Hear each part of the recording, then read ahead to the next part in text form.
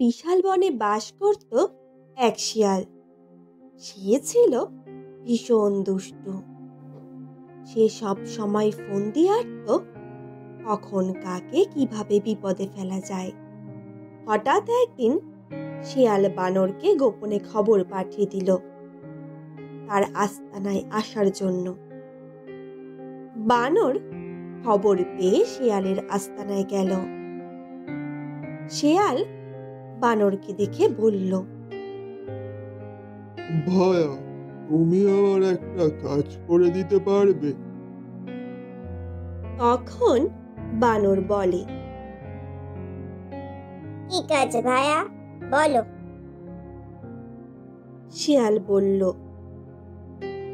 ভায়া, তুমি তো জানোই আমি বিলাতে গিয়ে লেখাপড়া করে এসেছিলাম। এখন ঠিক করেছি বনের সব পশু পাখির বাচ্চাদের জন্য একটা পাঠশালা খুলব। সেখানে পশু পাখির বাচ্চাদের লেখাপড়া শেখানো হবে।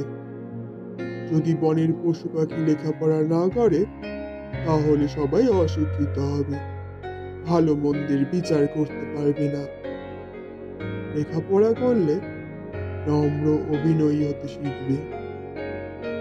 শিয়ালের এমন কথা শুনে বাদর খুব খুশি হলো।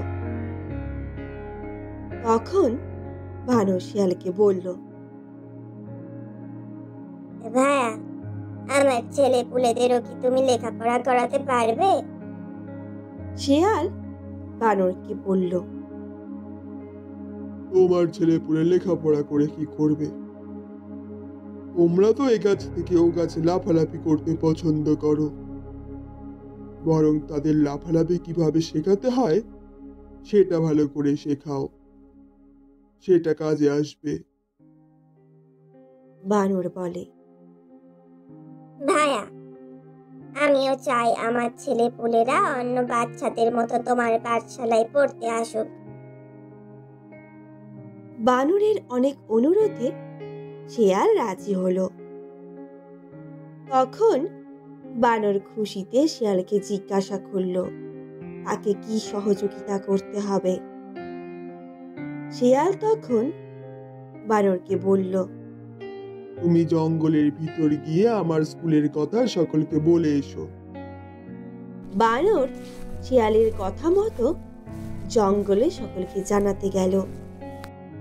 শিয়ালের নতুন পাঠশালার কথা শুনে জঙ্গলের আনাচে কানাচে এক মুহূর্তে কথাটা ছড়িয়ে গেল।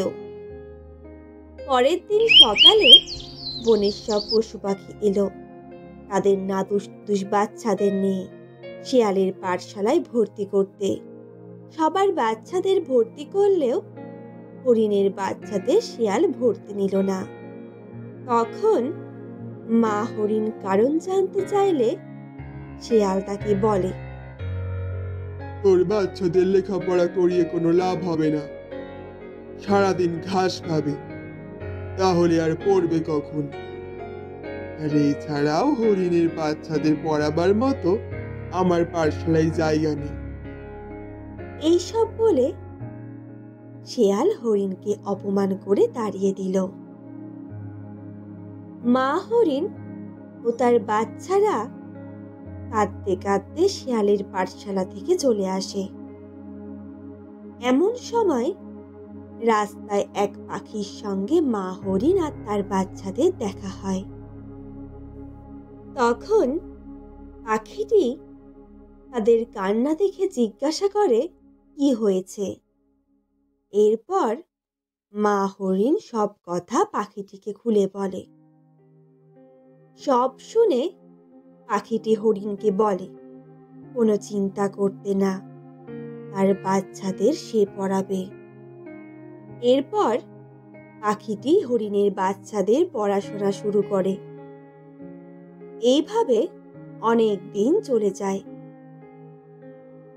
এক সময় বনের সব পশু পাখির বাচ্চাদের মধ্যে একটা পরীক্ষার আয়োজন করা হয়। সেই পরীক্ষায় শিয়ালের সব ছাত্রছাত্রী অংশগ্রহণ করে। মা হরিণও তার বাচ্চাদের পরীক্ষা দেওয়াতে নিয়ে যায়। তখন সকলে তাকে বাধা দেয়। হরিণের বাচ্চারা তো স্কুলেই ভর্তি হয়নি, তাহলে তারা কি করে এই পরীক্ষা দেবে? কিন্তু এই পরীক্ষায় সকলে অংশগ্রহণ করার নিয়ম থাকায় তারপরে তাকে আর কেউ বাধা দিতে পারেনি। পরীক্ষা শেষ হয়ে গেলে সকলে হরিণের বাচ্চাদের উদ্দেশ্য করে বলতে লাগলো, হরিণের বাচ্চারা কি আর পরীক্ষায় পাশ করবে? কিন্তু মা হরিণ কারো কোনো কথায় প্রতিবাদ করেনি, চুপচাপ সবার কথা শুনেছে। এরপর পরীক্ষার ফলাফল প্রকাশ হলো। দেখা গেল হরিণের বাচ্চারাই প্রথম স্থান অধিকার করলো, আর শিয়ালের ছাত্রছাত্রীরা বেশিরভাগ পরীক্ষায় উত্তীর্ণই হতে পারল না। হরিণের বাচ্চাদের ফলাফল দেখে বনের পশু পাখি সবাই অবাক হয়ে গেল। তখন সেই পাখিটি এগিয়ে এসে বলল, কাউকে ছোট করে দেখতে নেই, প্রত্যেকের মধ্যে বিশেষ কিছু না কিছু গুণ রয়েছে। পাখিটার কথা শুনে শিয়াল সহ বনের পশু পাখিরা নিজেদের ভুল বুঝতে পারল, আর সকলেই হরিণের কাছে ক্ষমা চাইল। বন্ধুরা, তাহলে কি বুঝলে? কখনোই কাউকে ছোট করে দেখা উচিত নয়। এরকম আরো সুন্দর সুন্দর গল্প শুনতে অবশ্যই একটা লাইক করে চ্যানেলটাকে সাবস্ক্রাইব করতে ভুলো না।